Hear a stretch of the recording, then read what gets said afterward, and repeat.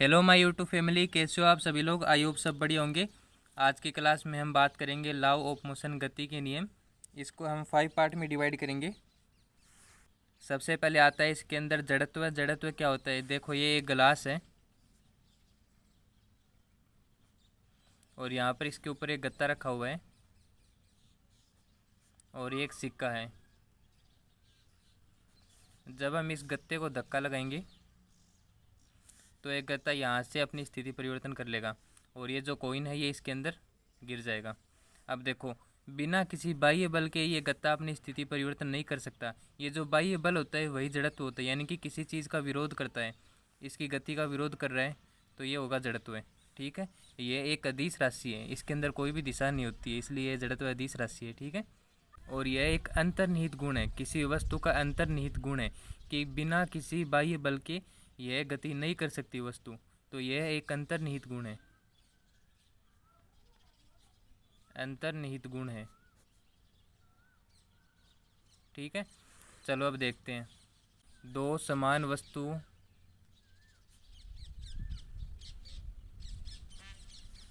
यदि उनका द्रव्यमान समान हो, दो समान वस्तु जिनका द्रव्यमान समान हो तो उनका जड़त्व भी समान होगा,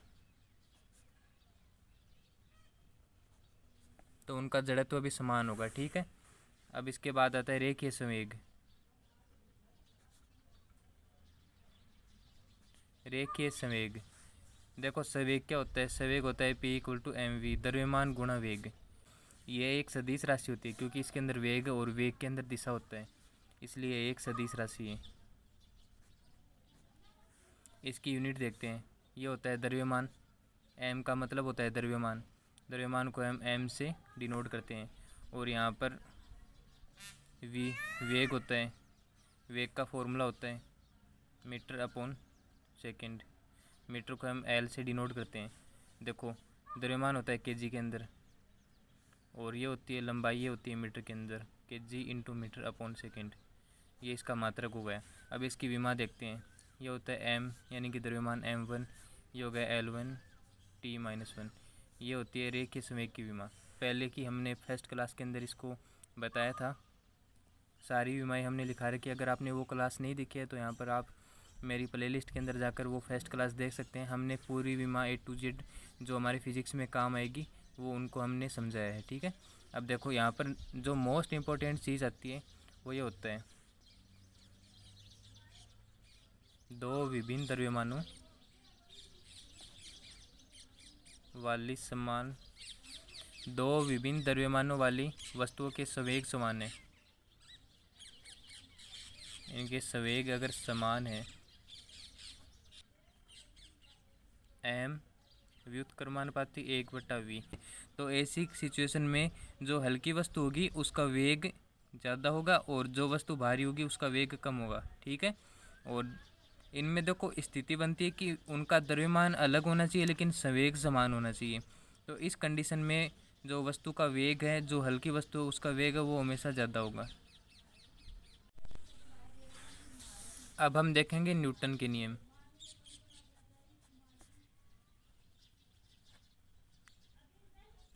न्यूटन के नियम, सबसे पहले आता है न्यूटन का प्रथम नियम। इसके अंदर क्या होता है, यदि कोई वस्तु स्थिर अवस्था में है तो वह स्थिर अवस्था में ही रहेगी, और कोई वस्तु गतिशील अवस्था में है तो वह गतिशील अवस्था में ही रहेगी जब तक इन पर कोई बाह्य बल आरोपित न हो। यही हमने पढ़ा था फर्स्ट में जड़त्व में। जड़त्व क्या होता है, एक बाह्य बल होता है किसी वस्तु को गति कराने के लिए, या फिर किसी वस्तु को स्थिर है तो उस वस्तु को गतिशील अवस्था में लाने के लिए जो बल लगता है वो होता है बाह्य बल, उसको हम जड़त्व कहते हैं। तो इसको हम न्यूटन के प्रथम नियम को हम जड़त्व का नियम भी कहते हैं। इसको हम जड़त्व का नियम भी कहते हैं। और इसके अंदर क्या होता है, कोई स्थिर वस्तु है तो वह स्थिर रहेगी और गतिशील वस्तु है तो वह गतिशील रहेगी यदि उस पर कोई बाह्य बल नहीं लगेगा जब तक। इसके बाद देखते हैं इनका जो परिणामी बल होता है वो जीरो होता है। ये इम्पोर्टेंट है, इनका परिणामी बल जीरो होगा। इसके बाद आता है जड़त्व के प्रकार। जड़त्व 3 प्रकार का होता है। इसके अंदर पहला आता है विराम। इसके अंदर कोई वस्तु विराम में है तो वह स्वयं गतिशील नहीं हो सकती। ठीक है, जैसे कोई व्यक्ति है वो बस के अंदर खड़ा है और अचानक से बस चलती है तो वह व्यक्ति जो है वो पीछे की तरफ आएगा, यानी कि उस पर जब तक कोई बाह्य बल नहीं लगेगा तब तक वह वस्तु विराम में ही रहेगी। इसके बाद दूसरा आता है गति का जड़त्व। देखो इसके अंदर क्या होता है, इसके अंदर होता है कि जब कोई वस्तु गतिशील है यानी कि गति की अवस्था में है तो वह जब तक अपनी स्थिति परिवर्तन नहीं कर सकती, जिसके कारण जब तक वह अपनी स्थिति परिवर्तन नहीं कर सकती जब तक उसके ऊपर कोई बाह्य बल ना लगे। इसके एग्जाम्पल देखें तो चलती ट्रेन से कूदने पर व्यक्ति आगे की ओर गिरता है। जैसे कोई ट्रेन चल रही है और व्यक्ति उससे कूदता है तो वह हवा के कारण आगे की ओर जाता है, और जो हवा होती है वो बाह्य बल लगाती है जिसको जड़त्व बोलते हैं, दिशा का जड़त्व। ये क्या होता है, देखो कोई वस्तु गतिशील अवस्था में है तो वह बिना किसी जड़त्व के वह अपनी दिशा के अंदर परिवर्तन नहीं कर सकती। जैसे ये कोई इस दिशा में जा रही है तो वह अचानक से इस दिशा में नहीं हो सकती जब तक उस पर कोई बाह्य बल आरोपित ना हो। ये होता है दिशा का जड़त्व नियम। इसके बाद आता है न्यूटन का दूसरा नियम।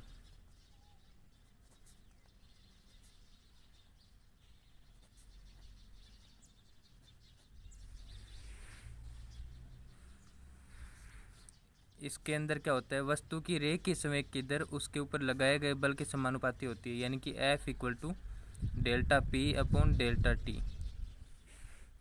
वस्तु के रेखीय बल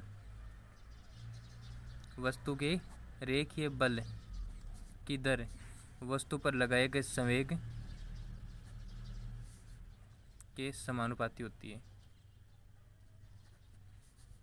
यानी कि F directly proportional to delta P. ये इसका न्यूटन का दूसरा नियम होता है। और ये जो परिवर्तन होता है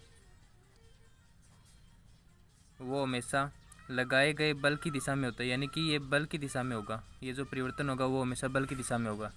और न्यूटन के दूसरे नियम में परिमाण मिलता है, जैसे 2 kg, 4 kg, 4 लीटर, ऐसे इसको ये जो 2 है ये जो 4 है ये इसका परिमाण है। न्यूटन के दूसरे नियम में हमको परिमाण मिलता है रिजल्ट में। ठीक है, इसके बाद में हम देखेंगे बल। बल क्या होता है, देखो बल क्या होता है। कोई वस्तु विराम में है तो उसको गतिशील अवस्था में लाने के लिए जो बल लगता है, लाने के लिए जो हम धक्का लगाते हैं वह बल होता है। बल होता है द्रव्यमान गुणा त्वरण, F equal to ma, father equal to माँ, यानी कि इसका मात्रक द्रव्यमान को हम लिखेंगे kg में, और त्वरण इसको हम लिखते हैं metre upon second square, kilogram गुणा मीटर बटा सेकेंड स्क्वायर। ये इसका मात्रक होगा। 1 न्यूटन जो होगा वो हमेशा 10 की पावर 5 डाइन के बराबर होगा। इसकी जो विमा होगी वो होगी m1L1T-2। विमा मैंने फर्स्ट चैप्टर के अंदर क्लियर करवा रखी है, तो आप उस वीडियो को देख लेना प्ले लिस्ट में जाकर। और कोई भी नोट्स या कॉन्सेप्ट चाहिए तो हमारे कॉन्टेक्ट नंबर पर व्हाट्सएप मैसेज कर देना, मैंने नंबर को डिस्प्ले कर दिया है। इम्पोर्टेंट कॉन्सेप्ट है। यदि कोई सीधी रेखा है, ए से बी तक की दूरी है, सीधी रेखा है, तो इस कोई वस्तु यहाँ पर गति करेगी तो उसके लिए कोई भी बल की आवश्यकता नहीं होगी। सीधी रेखा में गति करने के लिए किसी भी बल की आवश्यकता नहीं होती है। और सबसे शक्तिशाली बल क्या होता है, वो होता है नाभिक बल, जिसका मान होता है 10 की पावर -15 मीटर। और इसको हम सेंटीमीटर में चेंज करेंगे तो 10 की पावर -13 सेंटीमीटर ये होगा। ये सबसे जो होता है पावरफुल बल होता है। देखो सबसे शक्तिशाली बल सबसे पहले तो होगा नाभिकीय बल, यानी कि F नाभिकीय। उसके बाद होगा विद्युत चुंबकीय, F विद्युत चुंबकीय। उसके बाद होगा गुरुत्वीय। सबसे पहले नंबर पर आएगा नाभिकीय बल, उसके बाद में आएगा विद्युत चुंबकीय बल, उसके बाद में आएगा गुरुत्वीय बल। एक होता है केंद्रीय बल। केंद्रीय बल ये कोई सर्कल है, देखना इसके अंदर एक बिंदु है, ये जो बल होगा हमेशा इस बिंदु की तरफ होगा, यानी कि इसके केंद्र की तरफ होगा। किसी वस्तु के केंद्र में जो पॉइंट होगा उसकी दिशा में हमेशा केंद्रीय बल होगा। जैसे कि हमारा सन है, उसके चारों ओर हमारी पृथ्वी गति करती है, तो वह एक केंद्रीय बल है। अब देखते हैं संरक्षी तथा असंरक्षी बल। संरक्षी और असंरक्षी बल क्या होता है? कोई कार्य किया जाता है तो वह मार्ग पर निर्भर नहीं करता, तो वह तो होता है संरक्षी, और जो मार्ग पर निर्भर करता है वो होता है असंरक्षी। अब संरक्षी बल के उदाहरण देखते हैं। यह होता है गुरुत्वीय बल, क्योंकि ये मार्ग पर निर्भर नहीं करता, और एक होता है विद्युत बल, यह भी मार्ग पर निर्भर नहीं करता, और एक होता है प्रत्यास्थ बल। ये तीन बल मार्ग पर निर्भर नहीं करते, तो ये है संरक्षी बल के उदाहरण। और असंरक्षी बल के उदाहरण है घर्षण बल और श्यान बल। अब आता है संगामी बलों का संतुलन।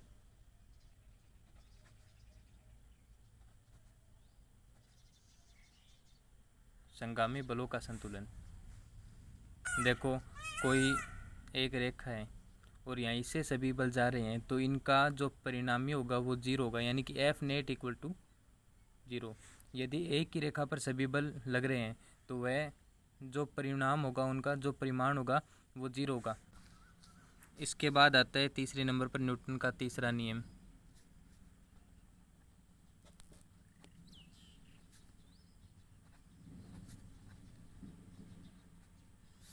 न्यूटन्स थर्ड लॉ, इसको बोलते हैं क्रिया प्रतिक्रिया नियम। ये होता है क्रिया प्रतिक्रिया नियम।